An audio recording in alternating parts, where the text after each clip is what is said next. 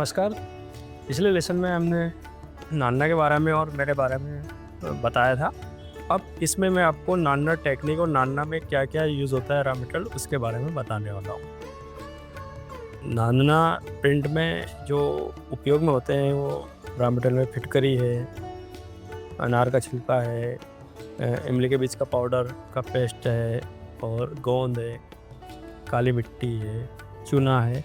इन सभी कंटेंट को यूज़ करके हम प्रोसेस में यूज़ लेते हैं।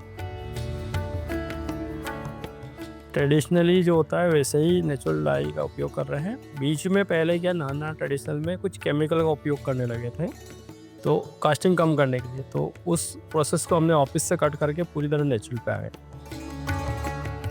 देखिए रेड कलर तो क्या फिटकरी के साथ प्रिंट करके अपन अलीजर के साथ डाई करेंगे या मंजिस्टा के साथ डाई करेंगे तो लाल कलर आएगा।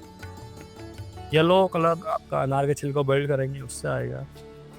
और इंडिगो और अनार का छिलका मिलकर ग्रीन बनेगा, पूरा नेचुरल। कपड़े की सोर्स की बात करें तो अलग अलग जगह से आता है, जैसे बी मंडी से भी कपड़ा आता है, किशनगढ़ से भी कपड़ा आता है, चंदेरी से आता है, महेश्वर से आता है, साउथ से भी आता है कुछ कपड़ा। कपड़े की एक कैपेसिटी हर कपड़े की, अपन जो धागा है ना उसकी कैपेसिटी वो कितना एब्जॉर्व करेगा कपड़ा कलर, तो उतना ही वो ले पाएगा। बाकी एक्स्ट्रा होगा तो धुलाई में निकलेगा। रेजिन में वो गोंद, चूना और काली मिट्टी का उपयोग करके बनाते हैं। जब अपन दाबू करते हैं, दाबू मतलब दबाना किसी भी चीज़ को, और फिर दाबू करने के बाद डाई करते हैं, तो दाबू ऐसी होना चाहिए अपनी कि वो कलर जहाँ पे अपन ने लगाया अंदर ना घुसे, उसको रोक के रखे, है ना। तो काली मिट्टी, चिकनी मिट्टी होना चाहिए। जैसे मान लो अगर प्रॉपर तरीके से दाबू नहीं बना तो फिर कलर अंदर घुस जाएगा उसमें, तो प्रिंट पूरा ख़राब हो जाएगा, डैमेज जैसा लगेगा कि यार गड़बड़ हो गया। तो मेन वही है कि दाबू आपका अच्छा बनना चाहिए। ये बनवाते हैं, ब्लॉक मेकर से बनवाते हैं। जैसे जयपुर फर्रुखाबाद में कुछ ब्लॉक मेकर है वो बनाते हैं, अहमदाबाद पैथापुर में वो बनाते हैं। तो जहाँ से भी अपने को मतलब अच्छा ब्लॉक मेकर मिल जाता है उससे बनवाना। ब्लॉक मेकर को पूरी डिजाइनिंग का हिसाब से समझाना पड़ता है कि इतनी इसकी खुदाई होगी, इतना इसकी लंबाई है, चौड़ाई है, तो वो कैसे प्रिंट होगा, वो सब उसको ब्लॉक मेकर को भी इसका थोड़ा अनुभव बताना पड़ता है। सागवान पे बनता है, और जो लकड़ी जैसे अच्छे से जिसपे कार्विंग हो जाए, मतलब ना खुदाई हो जाए, वो वाली लकड़ी यूज़ करते हैं जो थोड़ी वजन में हल्की हो। प्रिंटिंग में तो डिजाइन है, 5 ट्रेडिशनल डिजाइन है, वही है मेन तो प्रिंटिंग के लिए। बाकी तो सारी प्रोसेस अपने को फॉलो करना है।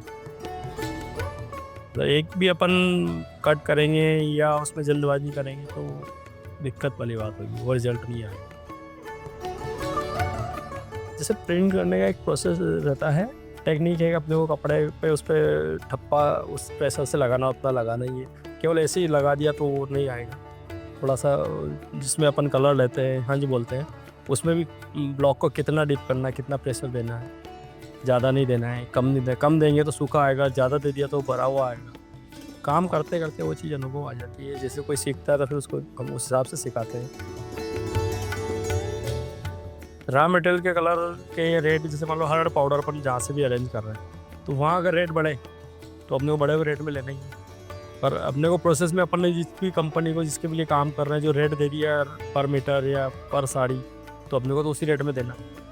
और ऐसे ही मतलब लेबर की बात करें, लेबर मान लो पहले 400 रुपये में काम करता था, आज बोले नहीं मुझे 400 भी 500 चाहिए, तो अपने को काम कराना तो उसको 500 देना है। तो कॉस्टिंग तो उसी पे प्रोडक्ट पे बढ़ रही है, और वहाँ पे सेल पे वो रेट उस हिसाब से नहीं बढ़ पाता है। इस लेसन में अभी तक हमने नानना प्रिंट प्रोसेस और टेक्निक के बारे में पूरा बताया है आपको। अब अगले लेसन में हम आपको नानना प्रिंट में कौन सी डिज़ाइन उपयोग में होती है और किस डिज़ाइन का क्या नाम है उसके बारे में आपको जानकारी देंगे।